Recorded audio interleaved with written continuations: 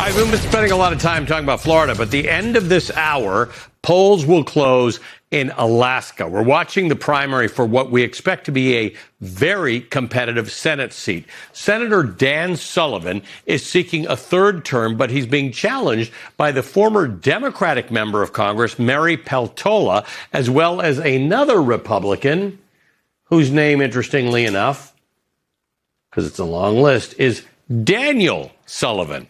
Now, as you can see, all the candidates are appearing here. That's because Alaska has a nonpartisan primary, and the general election is ranked choice. It has been since 2020. So let me explain how this works.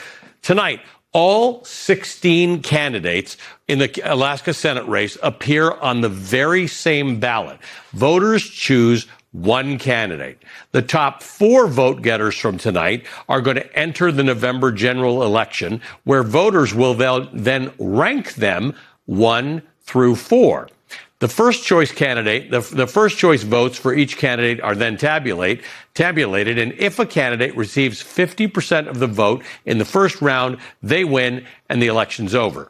If, however, no candidate received a majority of the votes, the fourth place finisher is eliminated, so you're now left with 3 candidates, and each of that candidate's voters, meaning the fourth place candidate, has their second choice vote counted.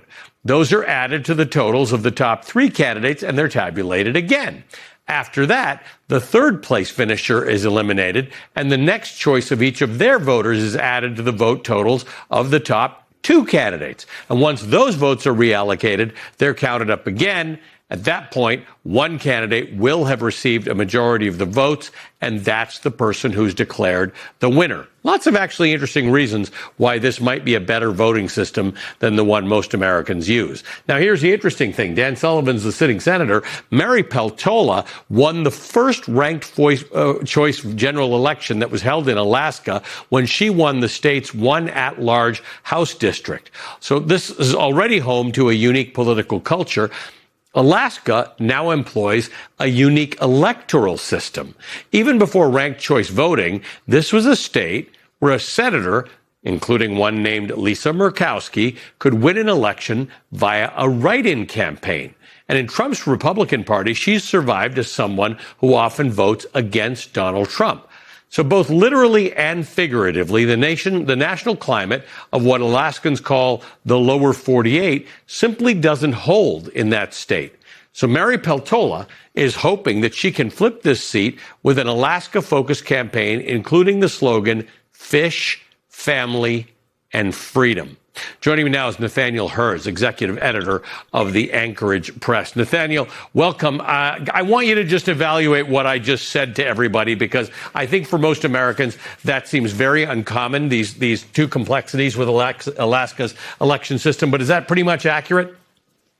Yeah, Ali, I hate to say it. I mean, often outside opinionators and journalists can get it wrong, but I think that was pretty good. And I think people refer to these open primaries in other states as a jungle primary. I was going to share that we like to refer to it as a tundra primary here. There are some unique wrinkles to the way that I think the ranked choice voting system sounds really good and idealized. Sort of in theory, there are some interesting ways, nonetheless, that sort of party-aligned groups are actually still playing in the primary in an effort to kind of game the system a little bit. And I can talk a little bit more about that if you want. Well, I'd like that, but I do want to ask you 2 very specific questions.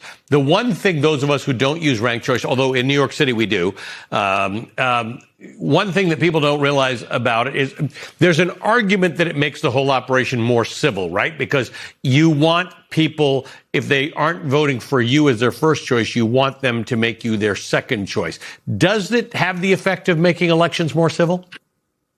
I think on the margin, yes. I think one thing, I think the proponents of the system sort of really sold the open primary to ranked choice voting system as a little bit of like a Valhalla of election reform. And I think in reality, again, we've seen sort of incremental shifts. I don't think, we've reached the promised land of civility here in Alaska. We still see a heck of a lot of negative ads and negative campaigning, but I do think sort of there was a little bit of a learning curve where in some of the first elections we saw, notably with Sarah Palin when she ran for Congress in 2022, there was some quite negative Republican campaigning that I think sort of led to Democrat Mary Peltola actually winning that House seat. And I think since then, in a state that is not majority Republican, but has sort of a larger conservative leaning population, you've seen Republicans learn some lessons in campaign in a more civil way against each other for sure. And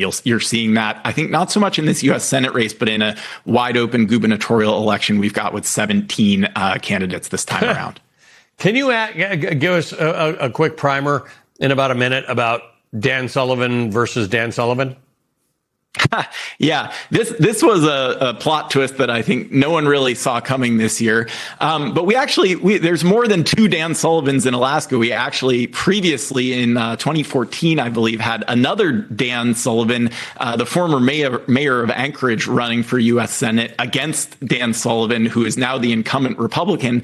This time around, we had another Dan Sullivan, I believe a retired teacher who is living in Southeast Alaska in Petersburg, who filed to run as a Republican at the last minute, but not sort of a mainstream Republican, sort of because Dan Sullivan, incumbent, is the Trump-endorsed mainstream incumbent Republican candidate. This Dan Sullivan has been running as sort of a spoiler candidate, I guess, and sort of says he's not really doing it based on the name, but I think the Republicans took it as a real affront, and there were efforts by our Republican lieutenant governor and the elections director, who sort of function as the Secretary of State, to keep him off the ballot, to sort of strip the ballot of the challenger Dan Sullivan's Republican affiliation. There was a very good New York Times piece kind of taking folks inside the kind of machinations today, but he's been otherwise the challenger Dan Sullivan has been otherwise fairly tight-lipped and